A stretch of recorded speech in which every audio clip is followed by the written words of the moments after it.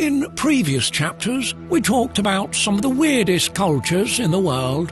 However, none of the 194 sovereign nations in planet Earth has had such extravagant public policies as this country called Argentina. Everything is permitted in these lands, and savagery is all around. If you don't like a particular law, you can throw stones at the Congress, occupy the streets, or even use a bazooka. Its economic policies are no less bizarre. Argentina is endowed with one of the most fertile soils in the world.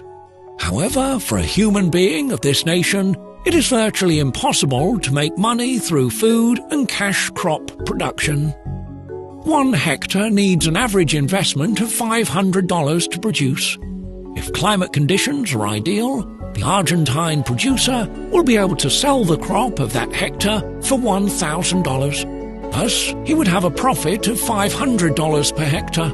But this is not quite so. The government, the main predator in this country, will charge him 15 different taxes and will deprive him of 90% of his gross profit, leaving him with a net profit of only 5%. As curious as it may seem, for some specimens of Argentina, this is all fair and reasonable. The government is your partner when things go well, because if they go wrong... If things go wrong, like in cases of droughts, floods or pests, the government will devour the Argentine producer nonetheless to get his cut. In this way, the Argentine nation gets trapped in a paradox. It needs dollars to pay down its debt, but it discourages and even penalizes the very activities that generate them. For the Argentine Homo sapiens, to earn money is just morally bad.